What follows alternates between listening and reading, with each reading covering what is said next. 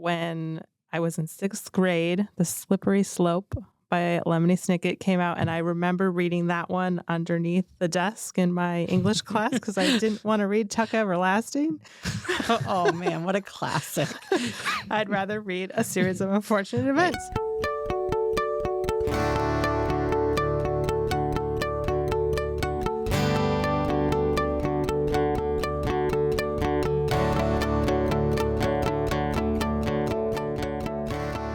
Welcome to Cardigan Chronicles, an original podcast from Herrick District Library in Holland, Michigan, featuring stories about life in the library, our community, and the world of books. I'm Amanda, a youth services assistant.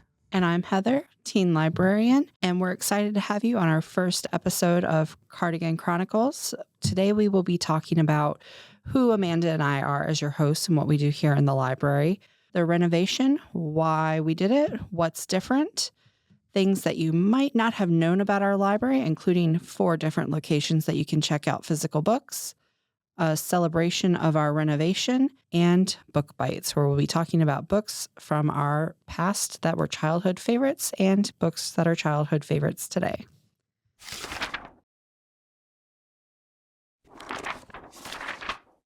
Amanda, what is your favorite part of your job?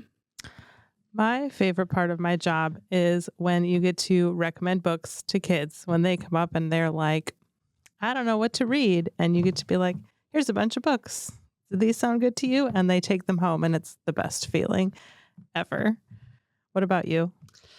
I think the best moment for me for my job is when the teens come back and they either tell me something from a program that they liked, or they tell me they want to talk more about a book that was recommended or just a book that they read because they're just so excited about it and they know that I want to hear about it. And I think books is something that people in general know about our jobs. But Amanda, can you tell us a little bit about what you do here at the library? Yes, I am a youth services assistant. So that means I do a lot of programming for kids.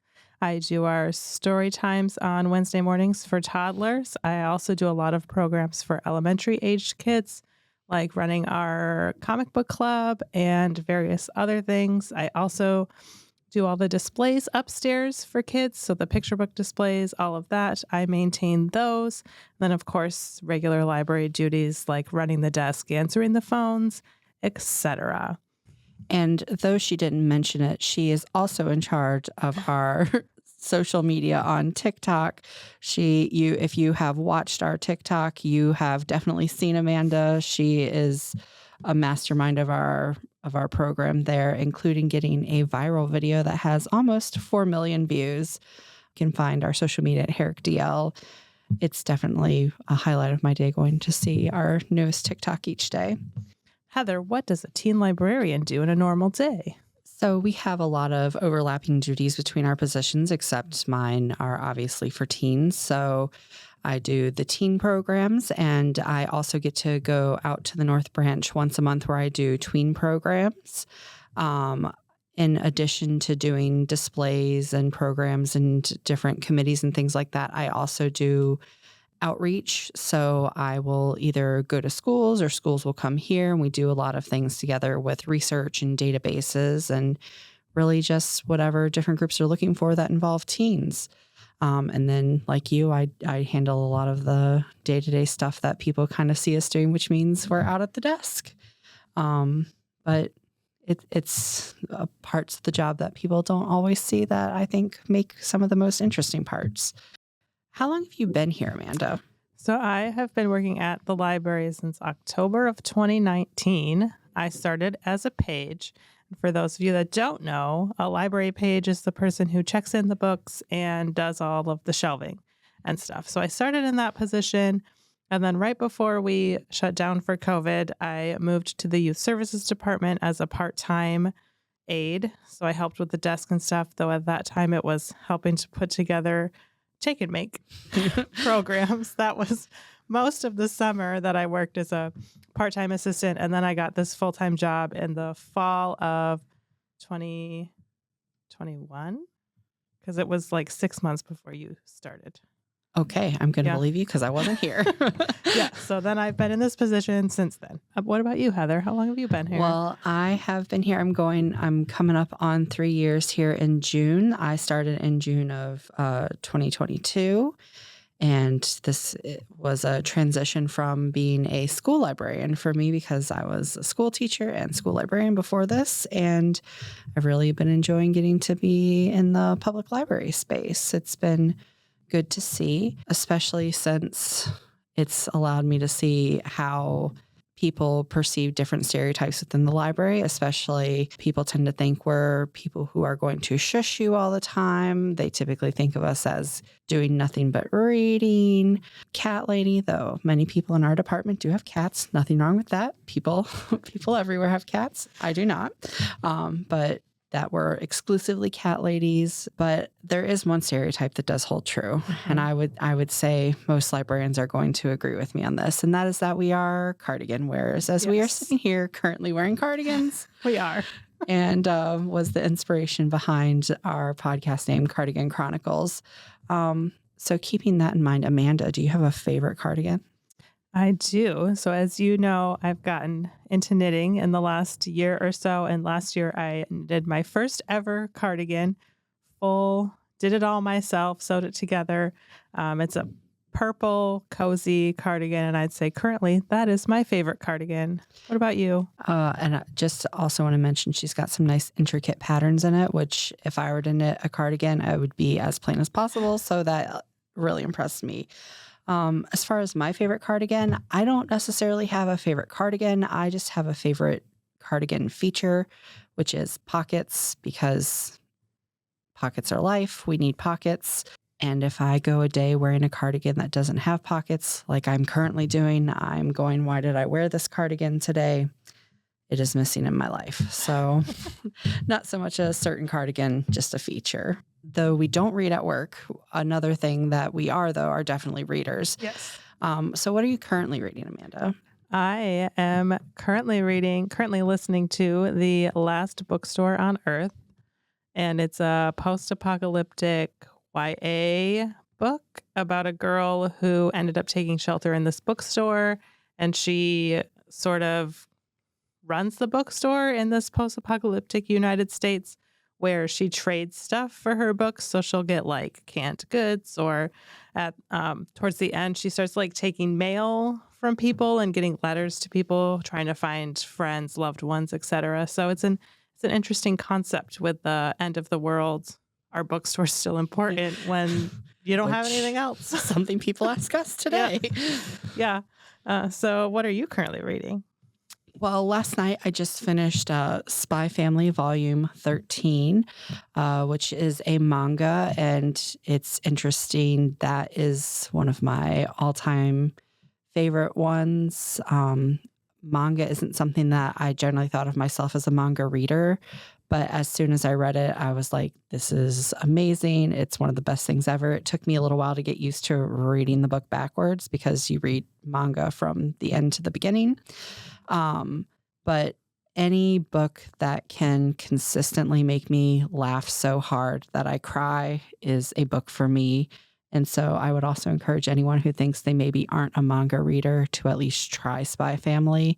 It is amazing. There is a girl who is psychic, a father who is a spy, a mother who is an assassin, a dog who sees the future. And the only person who knows all of it is the 5-year-old girl who reads people's minds, and it's hysterical. It is a great one.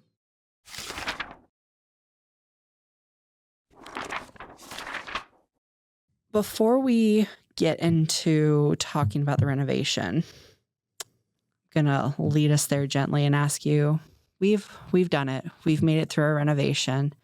What was your least favorite part of the reno? My least favorite part, since if you've been here since the whole time we've been renovating, you know that we have been in this building the whole time they've been renovating, which led to some interesting times for staff who are here all the time. Like when they were demolishing our old staircase, there were some interesting smells. That was probably my least favorite part. Yes, the smell it's like they were what's the opposite of welding? Yeah.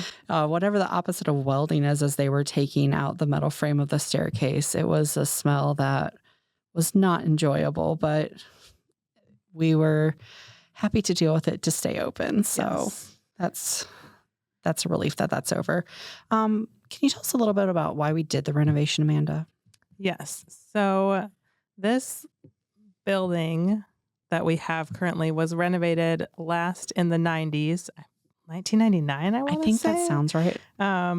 So that in that renovation, they added a whole section of the building. So they had what was the original building, which I think is the part of the building that's closest to River, the main street that goes by the library. They added the part that's closer to the parking lot, because we needed more space. So they did that. When they did that, there's a seam between the buildings, and that was one of the major things that they had to fix, that and the roof, because we had a lot of leaks, both from where the seams of the building were and in other parts of the roof. And as we know, books and water are not friends. Yes. So that was a major driving point to renovating the building, because they figured if we have to fix the roof, because everybody knows fixing the roof is expensive, then why not refresh the whole building? Because the whole building, all the decorations and all that stuff was from the 90s, and you could tell it was from the 90s. So why not make the building more modern? So the other major thing they wanted to change was the staircase. If you were here before the renovation, you remember our beautiful spiral staircase that was in the middle of the library. It was gorgeous. We would have lots of people come here specifically for that. Lots of high schoolers taking photos and stuff for their like homecoming and prom and stuff. But it wasn't the safest staircase for a library. The stairs weren't the same size going up. There were gaps in between them.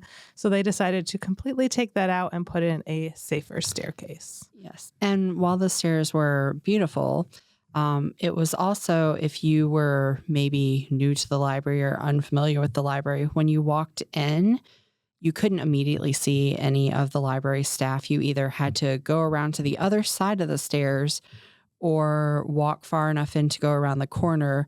And so you might have walked in not knowing how you could get help. And our new setup, you walk in and you see staff right away. So it does let us help our patrons find things better and help them just use the building better. But those are just a couple of the things that are different. Some things that are different besides that, I think one of my favorite things about our renovation is actually where we are right now, Groundworks. So we are currently sitting in the recording room of Groundworks, which is our library makerspace lab, if you're unfamiliar. And it used to be in the basement, and it was smaller than it currently is, and it didn't have quite as many materials and things to make stuff with, but it has expanded. And I think one of the things that, besides I just enjoy making things in general, one of the things I enjoy about it being up here is, one, that it is more visible so people know that they can learn these new skills. But then two, because I am the teen librarian, I care a lot about what the teens are able to do here. So the teens can now use this space if they are 13 or older, if their parents have signed off on it, whereas before, when it was in the basement, it was 16 or older. So we've lowered the age that you can use the space, and teens can just make things now when everybody else can make things. Another thing that was brought up to our main floor was the Lego lab. Before, you could sit 4 people in the room, and now it comfortably seats 8, and it's got some nice big windows for natural light. And it's just, I think, a really cool place to get to build things with Legos now. Yeah, and it has a display case. So if you build something real cool and you want people to see it, you can display it. Exactly. What other cool things do you think there are, Amanda? What's your favorite part? So my favorite part is actually the youth floor. I mean, I am biased because I do work in the youth department. Second floor, best floor. We did add some cool stuff up there in the renovation. Unfortunately, we did get rid of the fish tank that was up there, which is kind of sad. A lot of people miss the fish. But if you are wondering, we do get updates on Swimmy from time to time. He's doing well. He is in a classroom now. Swimmy was our turtle. for those of you that maybe didn't ever see the fish tank before the renovation. But instead of a fish tank, we now have a play structure, like a dual level playhouse up there for kids to do different imaginative play. The Outdoor Discovery Center made a large fairy tree house for us to have upstairs with toys and stuff in it for kids to play in. There's a lot of really cool Michigan memorabilia built into the fairy tree house. It's super cool. It's really cool. It's worth taking a look at and seeing that one. Even just, I think I find something new every time I look at the fairy tree house. Yeah. And then we have face out picture book shelving now because it's proven that kids browse by the cover and not by title because a lot of children can't read yet. So they look at the pictures. And so we have face out shelving for the picture books, which does occasionally make it harder to find a picture book, but it's worth it for the kids browsing. We also now have like create and discover stations for kids to do art and STEM activities upstairs while they're upstairs. And it's just a great place to hang out. The teen area, it was mostly a refresh over in the teen area, but I think the biggest thing that I think the teens have been enjoying is the fact that the old study rooms that used to be on the main floor are now upstairs in the teen space. So we have 3 teen study rooms now. They have become increasingly popular. They were especially popular during exam week back in January, and the teens are able to book those to use just for them and exclusively for their use, and they can use it for studying. They can use it for a group of friends to play games. If they just want a place to cordon off and be in their own area, it's a great place to be. And then we do, even though we took those from the main floor, there's now 11 closed-in study rooms on the main floor on the north side of the building, and 2 of them are even set up with equipment to be able to do gaming with because we have switches that you can check out in-house, so you can even grab those and go play in the study rooms and just maybe by yourself with a group of friends, what have you, and it's a great place to be. But the second floor and main floor had our biggest changes, but the basement also went under some big changes too. We added a fireplace. And it's gorgeous. You can see through both sides of the fireplace. It's got some real cozy seating around it.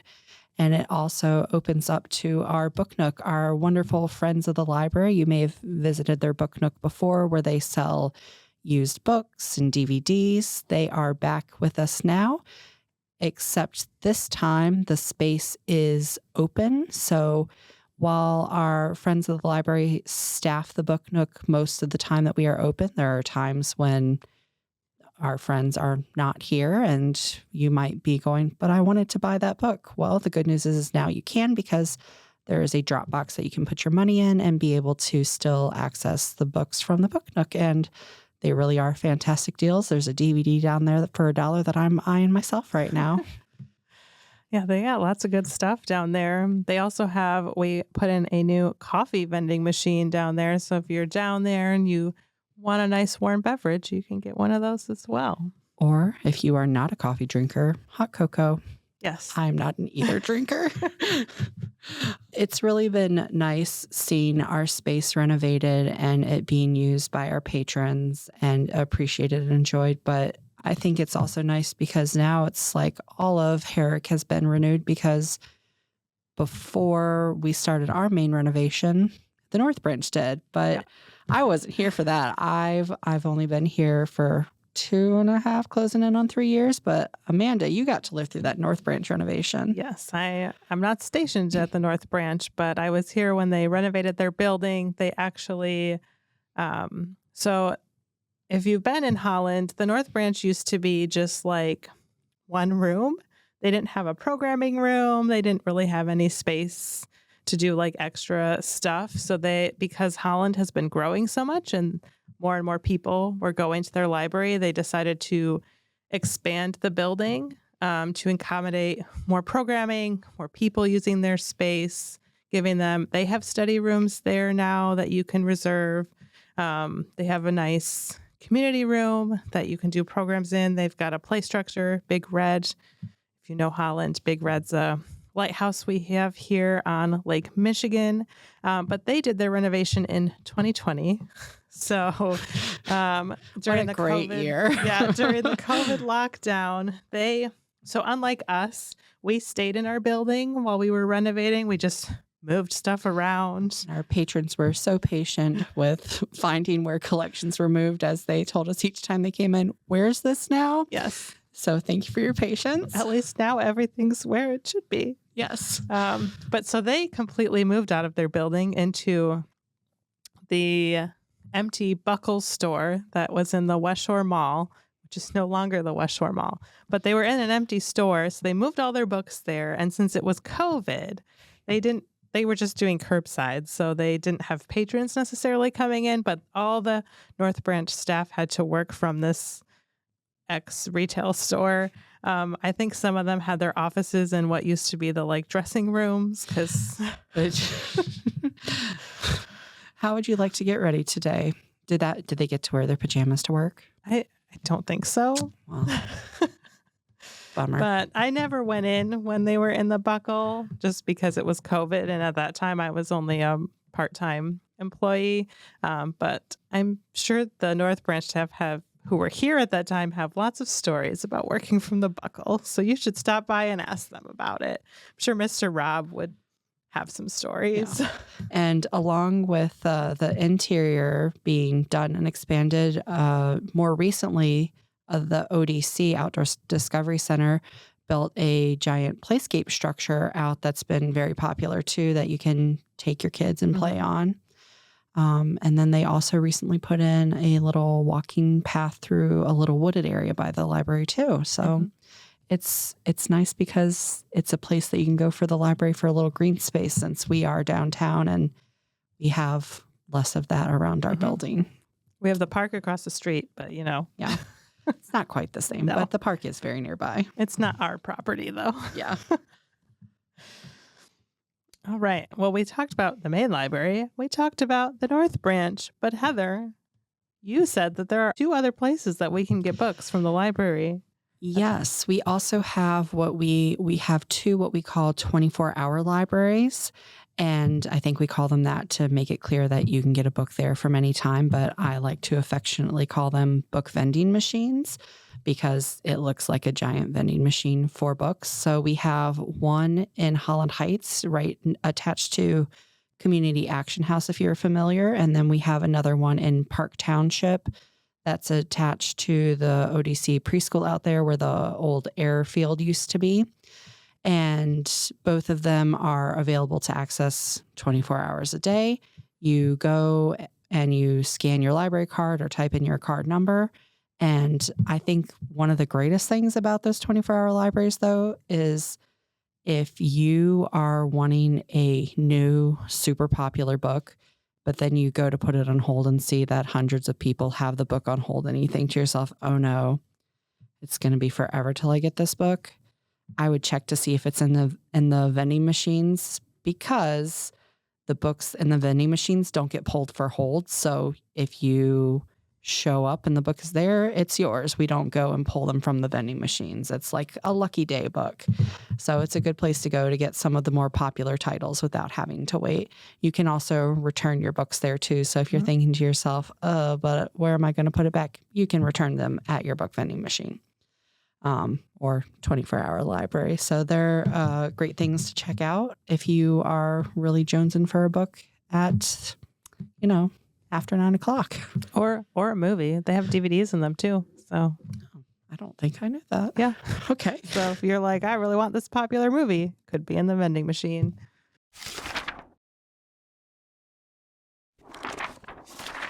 So we are basically done with our renovation now. They are still working on the roof because, as with any construction project, they ran into some problems when they were doing the roof. So that is still under construction, but the inside is not. Yes, because sometimes you just don't know what you're going to find until you open it up. It's very true. But we're done, so we want to celebrate the fact that we're done. So in partnership with Lakewood Construction, we are throwing a celebration on February 20th from 7 p.m. to 8 p.m.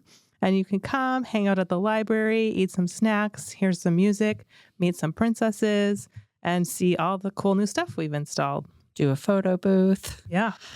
Basically just have a good time, though. I will say this, we are not checking out books at that time. So there won't be your typical library services. It'll mostly just be a party and entertainment because our staff will also be there doing party and entertainment as well. So we won't have staff to help. Yes, we want to celebrate with you. So Yes. it will be a fun time. So that's Thursday, February 20th, 7 to 8. And we hope you can join us.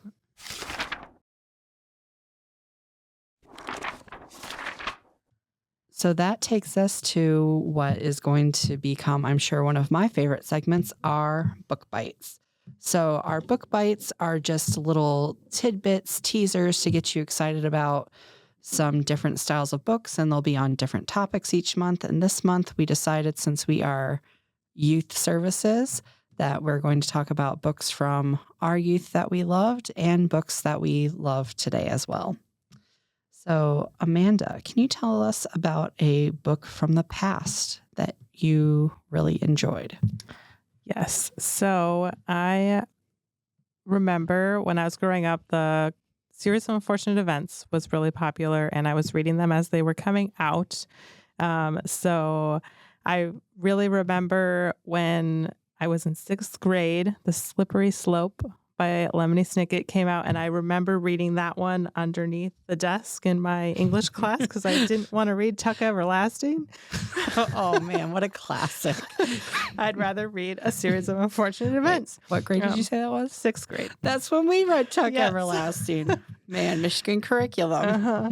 So if you don't know, The Series of Unfortunate Events is about 3 orphans, the Baudelaire children, who their parents die in a fire, and their parents were rich, so they have this inheritance. And so this evil guy named Count Olaf is constantly after them to become their guardian so he can inherit the wealth from their money. So the 13 books in this series are just a series of unfortunate things that happen to the Baudelaire kids because of Count Olaf, basically. Yes. And there have been many renditions of this. There's a movie and then also a series. A series on Netflix, yes. Yeah. Uh-huh. Heather, what about you? What's a favorite book from your childhood? So some of my teens pointed out to me that I apparently used to be a horse girl because they were asking me about books that I enjoyed in elementary school. And I was like, Misty of Chincoteague, Black Beauty, Black Stallion. And they were like, are you a horse girl, Miss Heather? And I was like, I guess I must have been because, yes, in 4th grade, I was all about the horse books. So Black Stallion really stuck out to me, though, because it's the first book that I really remember having super vivid imaginings in my head of what was happening in the scene and just being completely enthralled with what was going on the pages. So Black Stallion is admittedly an older book. Before I was born, before you were born, I think it's from the 1940s. So sounds right to me. Huh? Something like that.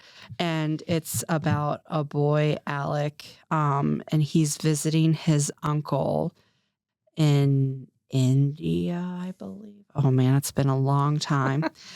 And he and his father are bringing back this Arabian horse. And there is a terrible shipwreck. And the shipwreck just lives in my mind because the author did such a good job of describing it. And it's about this stallion and surviving, getting out of the shipwreck, getting rescued, and then horse racing with a wild Arabian horse after that. And it just really stuck out to me as a favorite at the time. It's a good one for imagery. Yeah. Yeah. That was also, I enjoyed that book when I was a kid too. It's got horses. How could you not? Yeah, true. But we are youth services. And I know you've got to ask this. I know I've got to ask this. You're an adult reading kids' books. You're an adult reading teens' books. Do you really enjoy that? Are you embarrassed by that? What do you say to that, Amanda? So I will never be embarrassed by reading kids or teen books. As you know, I pretty much exclusively read teen books. I have pretty much since I was a teenager. Because lucky enough, when I was a teenager growing up, that's like was the first YA boom was in the early 2000s. And so there was a lot of great teen books at the time, and they just keep coming. But I do think there is a stigma when you say young adults. A lot of people think that they're not as well written. And to them, I will say there are also adult books that aren't very well written. So just because it's written for a teen audience doesn't mean that it's bad. There are some bad teen books, but there are also some really fantastic teen books. So if you haven't jumped into that market in a while, I encourage you to do so. And you can stop by and ask us for recommendations. We have adults that come by and ask us. Sometimes they feel embarrassed about it. There's no need to feel embarrassed about it because like Amanda said, we read a lot of YA. Amanda pretty much exclusively, and I will say me mostly. We love YA and we are here for it, and we are happy to get you into some good YA books as well. What would you say one of your current favorite YA books is? I'm asking this as though I don't know with zero hesitation. I think anyone at the library will not be surprised at my answer, and I'm going to say the Heartstopper graphic novels by Alice Oseman, because I just think they just make me happy. They're one of those like cozy, like they deal with heavier topics at times, like mental health and stuff like that, but like not in a way that makes you sad, if that makes sense. Yeah. And I tell everyone about them. I own 3 copies of each of the volumes. And she means that on my first day it was mentioned. It was. I tell everyone, you need a recommendation? Have you tried Heartstopper? No. But what would you say your current favorite YA is? Well, I have a hard time with the word favorite, Yes. But I will say a current one that I think is a good recommendation is the book Mystery Royale. The Inheritance Games has been a really popular series, and Caravel is also still an enduring popular series. Mm-hmm. And I think Mystery Royale kind of has elements of both of those things. So it's got an inheritance that you win after competing in games that you win, but there's magic involved and there's a lot of illusion. And so you're left going, is this real? Is this fake? What is reality? It also deals with honestly kind of terrible family dynamics because many of them have some serious family trauma, and you are left feeling horrible for what the kids go through there, but then also feeling a bit of hope for learning as well. And I will say it could be done after this book, but it's also, I think, left open for a second follow-up book. And I'm interested to see if the author does do that, because I would be interested in seeing more of how that magical world works, because it's an interesting magical system. So Mystery Royale is what I'm currently recommending, especially if you are a lover of Inheritance Games or Caraval.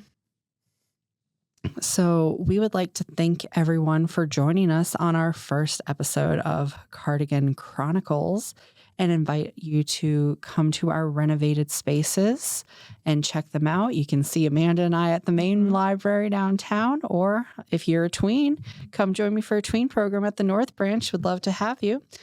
And we have our renovation celebration again on the 20th. We hope to see you there from 7 to 8 and check out all that we have to offer. Thanks so much for joining us. For listening.